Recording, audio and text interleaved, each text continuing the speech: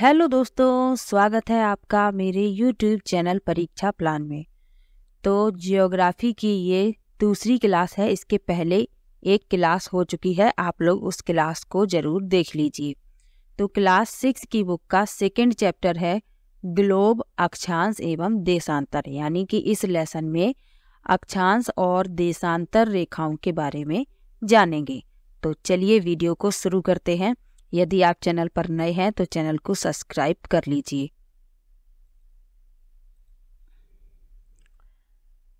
तो ग्लोब तो आप सभी लोगों ने देखा ही होगा, ऑफिस में, स्कूल में ये ग्लोब रखा रहता है। तो इसी पर अक्षांश और देशांतर रेखाएं जो होती हैं उन्हीं के बारे में इस लेसन में पढ़ना है। लिखा है, पिछले अध्याय में आप पढ़ चुके हैं कि हमारी पृथ्वी गोलाकार नहीं है। यह उत्तर एवं दक्षिण ध्रुवों पर थोड़ी चपटी तथा मध्य में थोड़ी उभरी हुई है। यानी ये गोलाकार नहीं है, उत्तरी और दक्षिणी ध्रुव पर ये थोड़ी चपटी है और बीच में ये उभरी हुई है। क्या आप कल्पना कर सकते हैं कि यह कैसी दिखती है? इस संबंध में जानकारी प्राप्त करने के लिए आप अपनी कक्षा में सावधानी पूर्वक ग्लोब को देखिए। ग्लोब पृथ्वी का लघु रूप में एक वास्तविक प्रतिरूप है, यानी ये पृथ्वी का लघु रूप है और वास्तविक प्रतिरूप है। ग्लोब की तरीके से ही दिखती है बिल्कुल पृथ्वी जो है बिल्कुल ग्लोब के तरीके से दिखती है। तो ये वास्तविक प्रतिरूप है पृथ्वी का। ग्लोब विभिन्न आकार एवं प्रकार के हो सकते हैं। बड़े ग्लोब जो आसानी से एक स्थान से दूसरे स्थान नहीं ले जाए जा सकते, पॉकेट में रखने योग्य छोटे ग्लोब तथा गुब्बारे जैसे ग्लोब जिनमें हवा भरी जा सकती है एवं आसानी से एक स्थान से दूसरे स्थान ले जाए जा सकते हैं। ग्लोब स्थिर नहीं होते, इसे उसी प्रकार घुमाया जा सकता है जैसे कुम्हार का पहिया या लट्टू घूमता है। ग्लोब पर देशों, महाद्वीपों, महासागरों को उनके सही आकार में दिखाया जाता है। पृथ्वी के समान किसी गोले पर किसी बिंदु की स्थिति का वर्णन करना कठिन है। अब प्रश्न यह उठता है कि इस पर किसी स्थान की स्थिति कैसे बताई जा सकती है। इसके लिए हमें कुछ बिंदुओं एवं रेखाओं के संदर्भ की आवश्यकता होती है। आप देखेंगे कि सुई ग्लोब में झुकी हुई अवस्था में स्थित होती है जिसे अक्ष कहते हैं। ग्लोब पर वे दो बिंदु जिनसे होकर सुई गुजरती है उत्तर तथा दक्षिण ध्रुव हैं। कौन कौन से हैं इस चित्र में देखिए। ये अक्ष हैं और यही उत्तर और दक्षिणी ध्रुव हैं।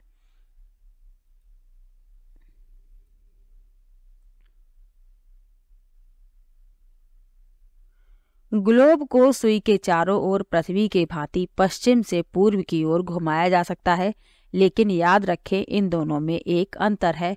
पृथ्वी पर वास्तव में ऐसी कोई सुई नहीं है, यह अपने अक्ष पर चारों ओर घूमती है जो एक काल्पनिक रेखा है। एक अन्य काल्पनिक रेखा भी ग्लोब को दो बराबर भागों में बांटती है। ये प्रश्न पूछा गया था जो पेपर हुआ था 20 अगस्त को 2023 को जो पेपर हुआ था उसमें ये प्रश्न पूछा गया था कि पृथ्वी को दो बराबर भागों में बांटने वाली रेखा को क्या कहते हैं? तो उसे कहते हैं विषुवत वृत्त। तो इसे याद रखना है, ये प्रश्न पूछा जा चुका है।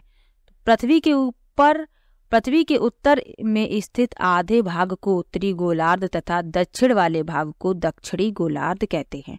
यानी ऊपर जो भाग होता है वह उत्तरी गोलार्ध कहलाता है और नीचे वाला जो आधा भाग है वह कहलाता है दक्षिणी गोलार्ध। ये दोनों बराबर के आधे भाग होते हैं। इस प्रकार विषुवत वृत्त पृथ्वी पर एक काल्पनिक वृत्त बनाती है एवं यह पृथ्वी पर विभिन्न स्थानों की स्थिति बताने का सबसे महत्वपूर्ण संदर्भ बिंदु है। विषुवत वृत्त से ध्रुवों तक स्थित सभी समानांतर वृत्तों को अक्षांश रेखाएं कहते हैं। तो इसमें ये याद रखना है कि विषुवत वृत्त से ध्रुवों तक स्थित जितने भी समानांतर वृत्त हैं वे कहलाते हैं अक्षांश रेखाएं। और अक्षांशों को अंश में मापा जाता है, ये बात भी याद रखनी है। तो ये जो आप देख रहे हैं कुछ इस तरीके से, यही होते हैं अक्षांश। ये होती हैं अक्षांश रेखाएं, इन्हीं को कहते हैं। आगे लिखा है विषुवत वृत्त शून्य अंश अक्षांश को दर्शाती है। जो विषुवत वृत्त है वह शून्य अंश अक्षांश को दर्शाती है। चूंकि विषुवत वृत्त से दोनों तरफ ध्रुवों के बीच की दूरी पृथ्वी के चारों ओर के वृत्त का 1/4 है, अतः इसका माप 360 अंश का यानी कि 1/4 या 90 अंश है। इस प्रकार 90 अंश उत्तरी अक्षांश उत्तर ध्रुव को दर्शाता है तथा 90 अंश दक्षिणी अक्षांश दक्षिण ध्रुव को दर्शाता है। तो याद रखना है 90 अंश उत्तरी अक्षांश उत्तरी ध्रुव को और 90 अंश दक्षिणी अक्षांश दक्षिण ध्रुव को दर्शाता है। आगे लिखा हुआ है तो विषुवत वृत्त के उत्तर की जो सभी समानांतर रेखाएं हैं उन्हें उत्तरी अक्षांश कहा जाता है। तो उत्तर यानी ऊपर की तरफ, तो ये रहा विषुवत वृत्त, और ये जो ऊपर की तरफ जो रेखाएं हैं उन्हें कहा जाता है उत्तरी अक्षांश, और नीचे की तरफ जो रेखाएं हैं उन्हें कहा जाता है दक्षिणी अक्षांश। तो यही यहाँ पर लिखा हुआ है, तो चलिए पढ़ लेते हैं। लिखा है इस प्रकार विषुवत वृत्त के उत्तर की सभी समानांतर रेखाओं को उत्तरी अक्षांश कहा जाता है तथा विषुवत वृत्त के दक्षिण में स्थित सभी समानांतर रेखाओं को दक्षिणी अक्षांश कहा जाता है। इसलिए प्रत्येक अक्षांश के मान के साथ उसकी दिशा यानी उत्तर या दक्षिण को भी लिखा जाता है। सामान्यतः इसे उ या द अक्षर से व्यक्त किया जाता है, यानी शॉर्ट में उ बना दिया जाता है और एक बिंदु रख दिया जाता है, तो इसका मतलब हो जाता है उत्तरी, और दा बना दिया जाता है, एक बिंदु रख दिया जाता है और इसका मतलब हो जाता है दक्षिणी। अब जैसे जैसे हम विषुवत वृत्त से दूर जाते हैं अक्षांशों का आकार जो है वह घटता जाता है। ये रहा विषुवत वृत्त, और जैसे जैसे इससे दूर जा रहे हैं इसका आकार जो है घटता जा रहा है। ऐसे ही इस तरफ भी होता है, जैसे ही विषुवत वृत्त से दूर जाते हैं इसका आकार घटता जाता है। अब यहाँ पर लिखा हुआ है महत्वपूर्ण अक्षांश रेखाएं। तो महत्वपूर्ण अक्षांश रेखाओं के बारे में जानना आवश्यक है, तो चलिए पढ़ते हैं। लिखा है विषुवत वृत्त 0 अंश, उत्तर ध्रुव 90 अंश उत्तर तथा दक्षिण ध्रुव 90 अंश दक्षिण के अतिरिक्त 4 महत्वपूर्ण अक्षांश यानी समानांतर रेखाएं और भी हैं। कौन कौन सी हैं? उत्तरी गोलार्ध में कर्क रेखा 23.5 अंश उत्तर, दूसरी है दक्षिणी गोलार्ध में मकर रेखा 23.5 अंश दक्षिण, विषुवत वृत्त के 66.5 अंश उत्तर में उत्तर ध्रुव वृत्त और विषुवत रेखा के दक्षिण में 66.5 अंश दक्षिण में दक्षिण ध्रुव वृत्त। तो चलिए इनको चित्र में समझ लेते हैं। ये रहा विषुवत वृत्त, ये है कर्क रेखा और ये कहाँ पर है? उत्तर की तरफ है, तो 23.5 अंश उत्तर, और नीचे की तरफ 23.5 अंश दक्षिण में है मकर रेखा।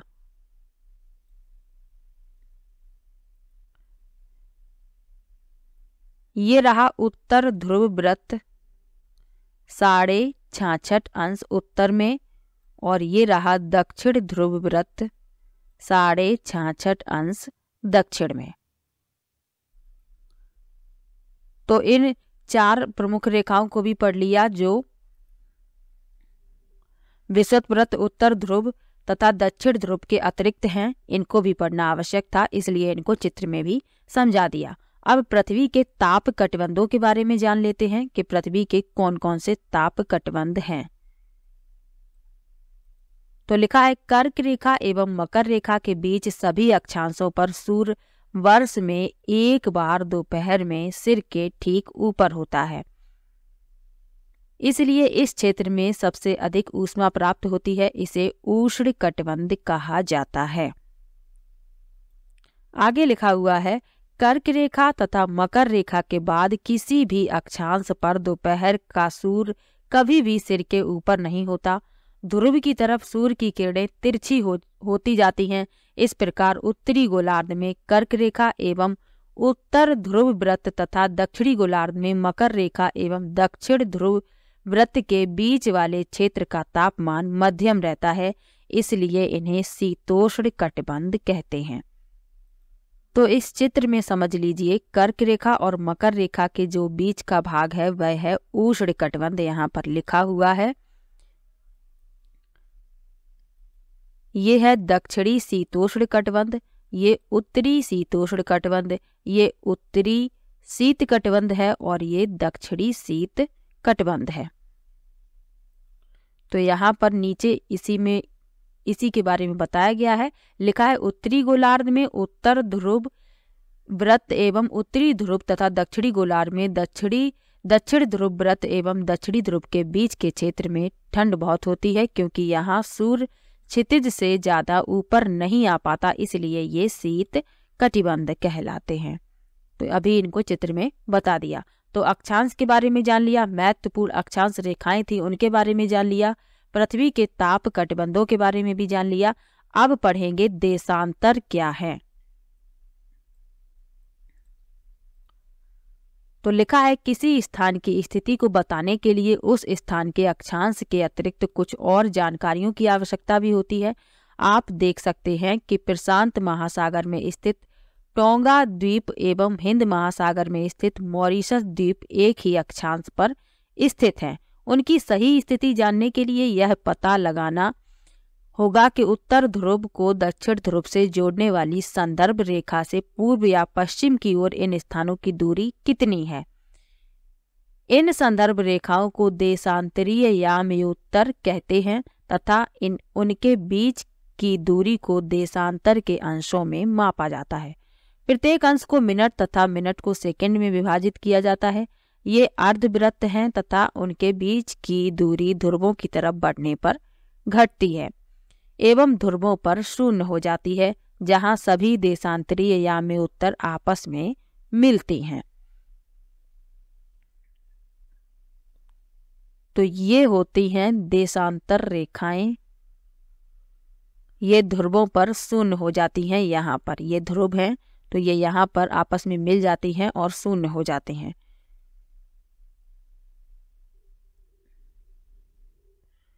तो यहाँ लिखा भी है, लिखा है अक्षांश रेखाओं से भिन्न सभी देशांतरीय यामयोत्तरों की लंबाई समान होती है, इसलिए इन्हें सिर्फ मुख्य संख्याओं में व्यक्त करना कठिन था। तब सभी देशों ने निश्चय किया कि ग्रीनिच, जहाँ ब्रिटिश राज की वेधशाला स्थित है, से गुजरने वाली यामोत्तर से पूर्व और पश्चिम की ओर गिनती शुरू की जाए। इन यामोत्तर को प्रमुख यामयोत्तर कहते हैं, जिसका मान 0 अंश देशांतर है तथा यहाँ से हम 180 अंश पूर्व या 180 अंश पश्चिम तक गणना करते हैं। प्रमुख यामयोत्तर तथा 180 अंश यामयोत्तर मिलकर पृथ्वी को 2 समान भागों पूर्वी गोलार्ध एवं पश्चिमी गोलार्ध में विभक्त करते हैं।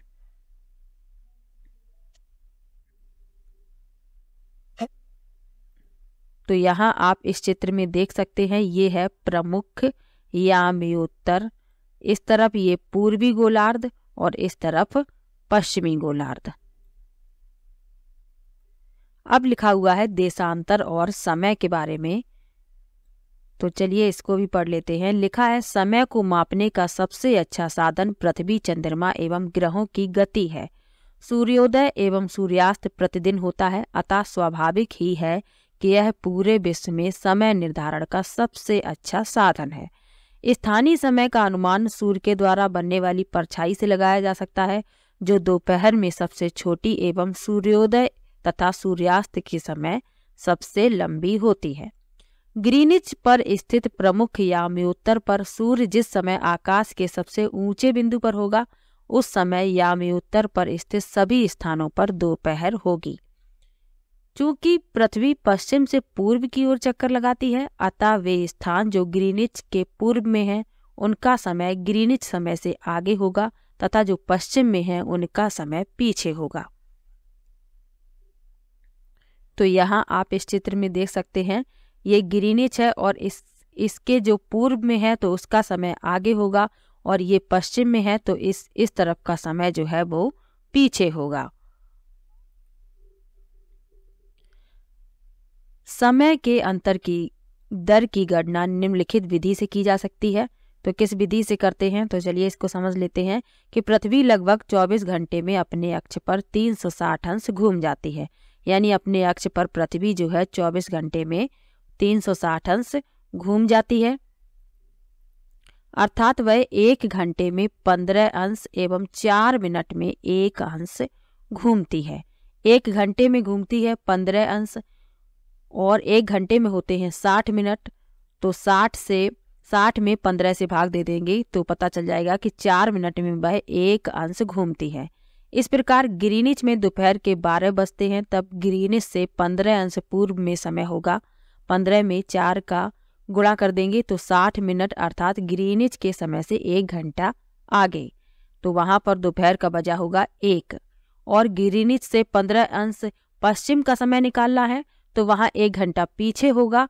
तो ग्रीनिच पे बजे हैं 12, तो पश्चिम में कितने होंगे, 11 बजे होंगे। और उस समय तो इसी प्रकार से समय की गणना की जाती है। आगे लिखा हुआ है, किसी भी स्थान पर जब सूर्य आकाश में अपने उच्चतम बिंदु पर होता है दोपहर में, उस समय घड़ी में दिन के 12 बजते हैं। इस प्रकार घड़ी के द्वारा दिखाया गया समय उस स्थान का स्थानीय समय होगा। आप देख सकते हैं कि दिए गए देशांतरी यामी उत्तर पर सभी स्थानों का स्थानीय समय समान है। तो देशांतर के बारे में जान लिया, समय की गणना कैसे की जाती है इस बारे में भी जान लिया। अब लिखा है हम मानक समय क्यों मानते हैं। तो लिखा है अलग अलग यामी उत्तर पर स्थित स्थानों के स्थानीय समय में अंतर होता है। उदाहरण के लिए बहुत से देशांतरों से होकर गुजरने वाली रेलगाड़ियों के लिए समय सारणी तैयार करना कठिन होगा।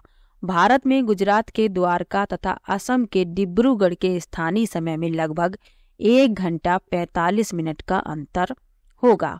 इसलिए यह आवश्यक है कि देश के मध्य भाग से होकर गुजरने वाली किसी याम्योत्तर के स्थानीय समय को देश का मानक समय माना जाए। इस याम्योत्तर रेखा के स्थानीय समय को पूरे देश का मानक समय माना जाता है। भारत में 82.5 अंश पूर्व को मानक याम्योत्तर, तो ये प्रश्न पूछा जाता है कि भारत का मानक समय जो है वह क्या है, तो 82.5 अंश पूर्व को भारत का मानक याम्योत्तर माना जाता है, और याम्योत्तर के स्थानीय समय को पूरे देश का मानक समय माना जाता है। इसे भारतीय मानक समय के नाम से जानते हैं, तो इसे याद रखिएगा। आगे लिखा है कबीर भोपाल के निकट एक छोटे नगर में रहता है। वह अपने मित्र आलोक से कहता है कि वे लोग आज रात्रि में नहीं सो पाएंगे। भारत एवं इंग्लैंड के बीच एक क्रिकेट मैच लंदन में 2 बजे अपराह्न शुरू होगा, अर्थात भारत के समय अनुसार मैच शाम के 7:30 बजे शुरू होगा तथा देर रात्रि में समाप्त होगा। क्या आप जानते हैं कि भारत एवं इंग्लैंड के बीच समय में क्या अंतर है? भारत ग्रीनिच के पूर्व 82 अंश 30 मिनट पूर्व में स्थित है तथा यहाँ का समय ग्रीनिच समय से 5.5 घंटे आगे है, यानी 5 घंटे 30 मिनट आगे है। इसलिए जब लंदन में दोपहर के 2 बजे होंगे तब भारत में शाम के 7:30 बजे होंगे। आगे लिखा है कुछ देशों का देशांतरी विस्तार अधिक होता है, जिसके कारण वहां 1 से अधिक मानक समय अपनाए गए हैं। उदाहरण के लिए रूस में 11 मानक समयों को अपनाया गया है। तो रूस का जो देशांतरी विस्तार है वो अधिक है, इसलिए वहां पर 11 मानक समय अपनाए गए हैं। पृथ्वी को 1-1 घंटे वाले 24 समय क्षेत्रों में बांटा गया है। इस प्रकार प्रत्येक समय क्षेत्र 15 अंश देशांतर तक के क्षेत्र को घेरता है। तो आज के लेसन में अक्षांश और देशांतर के बारे में जाना। इससे 1-2 प्रश्न पूछे जाते हैं, जहां जहां से प्रश्न बनते हैं वहां पर बता दिया है, तो उन तथ्यों को याद रखना है।